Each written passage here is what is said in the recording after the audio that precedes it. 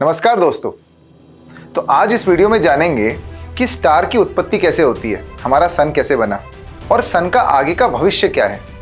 तो किसी भी स्टार की उत्पत्ति के लिए उसको किसी लाइफ फेजेस से जाना पड़ता है। इस लाइफ फेजेस का पहला पार्ट है स्टीलर नेबुला।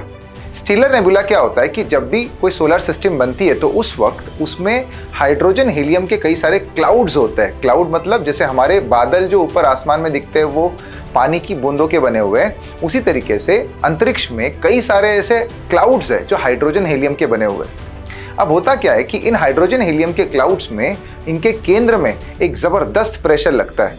तो उस प्रेशर के चलते सारा की सारा हाइड्रोजन एक जगह पे इकट्ठा होना शुरू होता है। इसी को कहते हैं स्टीलर नेबुला। अब अगली फेज जो है वो है प्रोटोस्टार। चूंकि सारा की सारा हाइड्रोजन हीलियम इकट्ठा एक केंद्र पे आना शुरू होता है तो इस वजह से वहां पर टेम्परेचर बढ़ना शुरू होता है। आप कहोगे कि ये सारा हाइड्रोजन के जो एटम्स है, मॉलिक्यूल्स है, ये एक जगह पे क्यों आ रहा है? तो उसका एक जगह पे आने का कारण है ग्रेविटेशनल फोर्स, गुरुत्वाकर्षण बल। चूंकि वो इकट्ठा आता है तो उस वजह से एक जगह पे केंद्रित होने की वजह से वहां पर तापमान बढ़ना शुरू हो जाता है। जब ये तापमान 1 करोड़ डिग्री सेल्सियस के ऊपर निकल जाता है तो उस वक्त नाभिकीय संलयन शुरू होता है, जिसे हम लोग न्यूक्लियर फ्यूजन प्रोसेस कहते हैं। इस न्यूक्लियर फ्यूजन प्रोसेस के दौरान हाइड्रोजन जो है वो एक दूसरे के साथ फ्यूज होना शुरू होता है और दो हाइड्रोजन मॉलिक्यूल जब एक दूसरे से फ्यूज होते हैं तो उससे हीलियम की उत्पत्ति होती है। जब ये प्रोसेस होती है तो उस वक्त एक जबरदस्त एनर्जी निकल के आती है जिस वजह से स्टार की उत्पत्ति होती है। तो इसे प्रोटोस्टार कहते हैं। मेंस सीक्वेंस स्टार ये अगला फेज है प्रोटोस्टार के आगे। मेन सीक्वेंस स्टार, आज हमारा सूर्य जो है वो मेंस सीक्वेंस स्टार है। ये सबसे लंबी प्रोसेस होती है किसी भी स्टार के लाइफ में। अब इसमें क्या होगा, जितना भी हाइड्रोजन जिस उस स्टार के अंदर है, उसके स्टार में जो भी हाइड्रोजन है उसका कंटिन्यूसली नाभिकीय संलयन मतलब न्यूक्लियर फ्यूजन होके उसका हीलियम में रूपांतरण होता रहेगा, जिस वजह से एक जबरदस्त एनर्जी निकलती रहेगी। अब किसी भी स्टार में अगर आप देखो तो एक ग्रेविटेशनल पुल बहुत स्ट्रांग होता है, जिस वजह से उस स्टार के जितने भी पदार्थ होते हैं वो उस स्टार के केंद्र की तरफ खींचे चले जाते हैं। मगर इसी के साथ साथ चूंकि वहां पर न्यूक्लियर फ्यूजन हो रहा है तो जो एनर्जी रिलीज होती है वो बाहर की तरफ जोर से लगती है। अंदर की तरफ लगने वाला गुरुत्वाकर्षण बल तथा बाहर की तरफ लगने वाला जो ऊर्जा रूपी प्रकाश निकल के आ रहा है, ये एक दूसरे को काउंटर बैलेंस करते हैं, जिस वजह से स्टार चमकता है और आपको गोल दिखाई देता है। अब होता क्या कि अगली फेज है रेड जायंट। जैसे किसी भी गाड़ी को चलने के लिए पेट्रोल की जरूरत होती है, वैसे किसी भी स्टार को चमकने के लिए हाइड्रोजन की जरूरत होती है।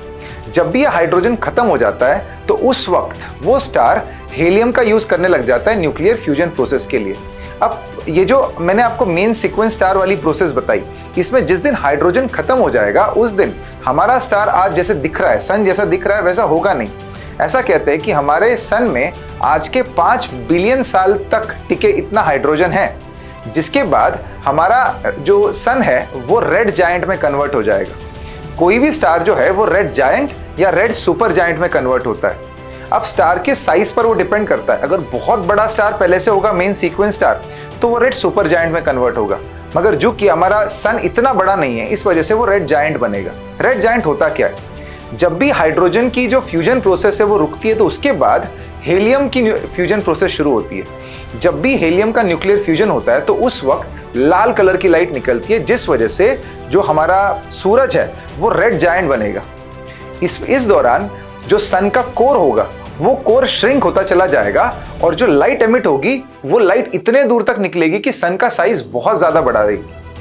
जब भी ये रेड जायंट फेज होगी तो उसमें कहते हैं कि जो भी हमारे सौर मंडल में अभी जो बुध और शुक्र मतलब मर्क्यूरी और वीनस ये जो प्लैनेट्स है वो कहीं ना कहीं खत्म हो जाएंगे।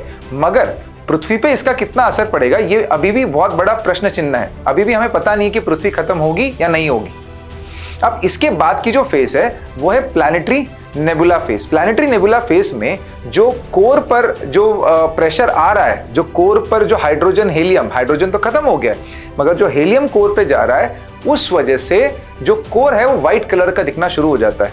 इस वजह से एक अगली फेज शुरू होती है जिसे कहते हैं व्हाइट ड्वार्फ। व्हाइट ड्वार्फ ये ऐसी फेज है जिसके अंदर जितना भी बाहर का रेड जायंट का रेड कलर था वो अंतरिक्ष में गुम हो जाता है और उसके बाद पीछे बचता है एक छोटा सा केंद्र। वो केंद्र सफेद कलर का होता है, इसी वजह से उसे व्हाइट ड्वार्फ कहते हैं। अब होता क्या है कि इस व्हाइट ड्वार्फ में बहुत सारा जो मटेरियल है, व्हाटएवर मटेरियल जैसे सिलिकॉन, आयरन वगैरह, ये जोर से अंदर की तरफ गिरते चले जाते हैं, सेंटर की तरफ, केंद्र की तरफ गिरते चले जाते हैं। तो जिस वजह से कई सारे स्टार्स में एक सुपरनोवा होता है, एक जोर से ब्लास्ट होता है। क्योंकि इतने जोर से वो, पहले क्या हो रहा था, किसी भी स्टार में अंदर की तरफ एक फोर्स लग रहा था, गुरुत्वाकर्षण बल, और बाहर की तरफ एक फोर्स लग रहा था जो न्यूक्लियर फ्यूजन की वजह से बन रहा था। दोनों फोर्सेस एक दूसरे को बैलेंस कर रहे थे और जिस वजह से एक स्टार जो है वो बैलेंस स्टेट में था। बट जब ये बाहर निकलने वाली एनर्जी बंद हो जाती है तो उस वक्त गुरुत्वाकर्षण बल के चलते जो भी पदार्थ है वो सब कुछ केंद्र की तरफ खींचा चला जाता है, जिस वजह से ऐसा कहते हैं कि स्टार जो है वो अपने कोर पर ही कोलैप्स कर जाता है। मतलब जितने भी स्टार के अंदर जो भी मटेरियल है वो सब कुछ कोर पे गिरना शुरू हो जाएगा। इसी के चलते एक बहुत बड़ा ब्लास्ट होता है जिसे कहते हैं सुपरनोवा एक्सप्लोजन। सुपरनोवा एक्सप्लोजन होने के बाद अगला जो है वो है फेज न्यूट्रॉन स्टार या फिर ब्लैक होल। कई बार ये जो स्टार होता है, जो बहुत ज्यादा एक्सप्लोजन होता है, तो उस एक्सप्लोजन के बाद एक बहुत पीछे एक छोटा सा डेंस कोर बच जाता है जिसमें अगर न्यूट्रॉन की मात्रा ज्यादा होती है तो उसे न्यूट्रॉन स्टार कहते हैं। और यही न्यूट्रॉन स्टार धीरे धीरे धीरे बहुत ज्यादा एक ग्रेविटेशनल पुल के चलते ब्लैक होल में कन्वर्ट हो जाता है। तो इसी तरीके से एक स्टार जो है वो अपने उत्पत्ति से लेके ब्लैक होल तक कन्वर्ट होता चला जाता है। हर स्टार ब्लैक होल नहीं बन सकता। जैसे हमारा सन जो है वो इतना बड़ा नहीं है कि उसके कोर पे वो इतना प्रेशर डाल सके आगे चल के कि जिस वजह से वो ब्लैक होल बन जाए। तो हमारे सन की जो एक लाइफ है वो इतनी है कि वो एक व्हाइट ड्वार्फ बना देगा, बस उसके बाद वो ब्लैक होल में बनेगा तो नहीं बन पाएगा। ब्लैक होल बनने के लिए किसी भी तारे का मास, किसी भी स्टार का मास बहुत बड़ा होना चाहिए जो हमारे सन का नहीं है। तो आई होप ये वीडियो आपको पसंद आई होगी और आपको इसमें कुछ नई इंफॉर्मेशन मिली होगी।